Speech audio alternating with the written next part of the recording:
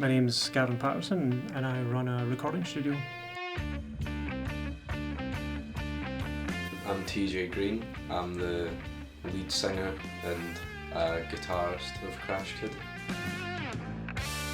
I'm Andrew Dunn and I'm the other guitarist of CRASHKID. I'm Harry Bang and I'm the drummer.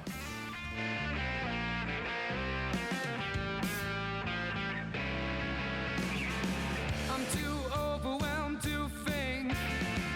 Took a razor to my instincts. Full of blues and a liquor string.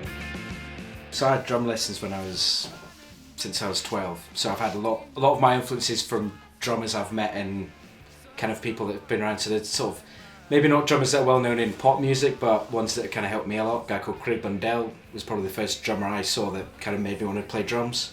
I was kind of mainly influenced by the music I was brought up around, like because my mum and dad were quite into their music, and like back in the day they would always go to gigs and stuff. So that was kind of, I was always brought up around music and that, being born into it, I suppose. My influences come from like various different music. Like I've always tried to keep myself open to different kinds of music. I would say David Bowie, but I don't know how much that comes into my performance. But say Arctic Monkeys are like a big influence on especially my songwriting. It's good when young people come in, they've never recorded before. It's always good helping them, you know, kind of guiding them in where they want to go, but maybe they don't necessarily know where they want to go. Like when they come in to record, that's a really big deal for them, because they only come in for maybe one or two projects, whereas I'm dealing with hundreds of projects. So I've done this a lot before, but this is their first time. Like they might not see it a certain way, and I might suggest certain things. Obviously the song has to be there first. If it's a good song and they're good players, then it kind of speaks for itself. But that's the job of a producer, really, is just to kind of guide the song or the project to where it needs to go. But when you've dealt with enough young people who've never done it before, you kind of get a feeling of you know where their end goal is, even though they don't know where it is. And some of them do. Some of them have really got their head screwed on and they know exactly what. But sometimes they come in, they don't really know how they want a thing to sound, and they'll need help, sort of guiding them through that process. But it's good fun. I enjoy, you know, having local bands in, and you can see them in the scene, and you know, they're playing local gigs in local pubs and stuff, and you can go and see them. It's a good sort of community vibe. It's mainly about, like, you want them to be having as much, if not more, of a good time than what you're having. And because we're quite energetic on stage, we want to just kind of give them that same energy. There's something about going to see a band live that's small and local. Like there's so much enthusiasm and there's so much energy and there's so much intimacy between the audience and the actual performer. Smaller bands do have a lot of energy and they have something that's fresh. Like I've always thought that I should perform the same way that I want someone to perform. I think it's the band's responsibility to make a gig exciting and lively. It's not just about playing your instrument, it's about making a good night. It's about entertaining people. There's a lot of times where you'd rather have that experience other than stand at the back end of an arena watching somebody on a big TV, you know what I mean? I feel like there's more of a connection between you and the band with what's happening, you know? Like transferring the fun you're having to other people. Yeah. If you're having fun and, you know, giving it your all, but I think people respect that. You know, if you give energy, people usually give it back, I think. It's kind of changed in the last 5-10 years, because it used to be you would go on tour or you would play gigs to promote your music, to sell your music, whereas now you release your music for free to promote your tour or your gigs. Like a lot of people moan because, like, oh, no one's paying for music anymore. I think it's better because it's a lot easier now to get your music out there. In the past, you had to rely on record labels.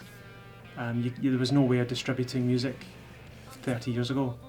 Now you can do everything yourself. You can do the marketing yourself, you can do the distribution, you can do tour management, all that stuff yourself. You don't need a record label or anything. So it has opened up an avenue for younger bands with no budget that before would never in a million years make it.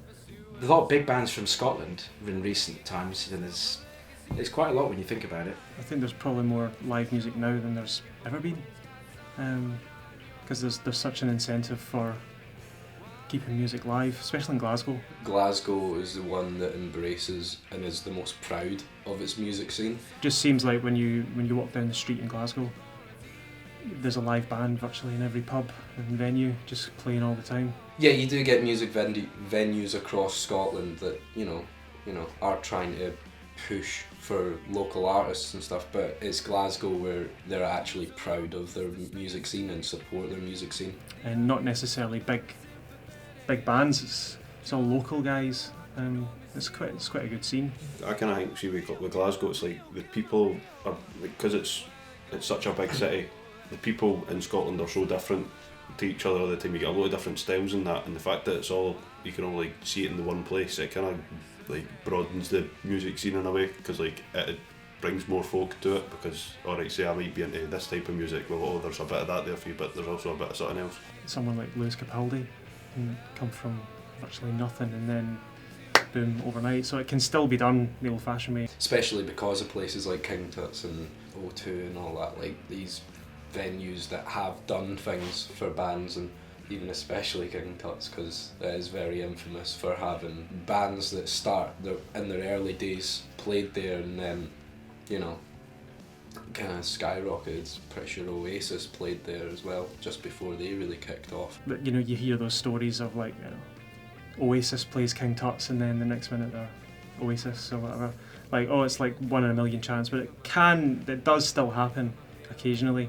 It's a music scene that is paid attention to. I'd like to take the band as far as it can go, like... Yeah. World domination. Yeah. Like, we're always thinking of the next thing, and right now we have goals that we're currently trying to achieve. We're not being super unrealistic with what we think we can achieve. If the opportunity of a tour was to come along, I would love to do it. Like, love to play to as much people as possible. If bands just keep, you know, making music that they enjoy, it's not really about whether you become number one or not. It's just if you're popular in your own scene and people come to your gigs and listen to your music, I mean, that's really all anyone wants, I think. And you don't need to be number one in the charts anymore. Well, it all comes down to this. When it all comes down to it.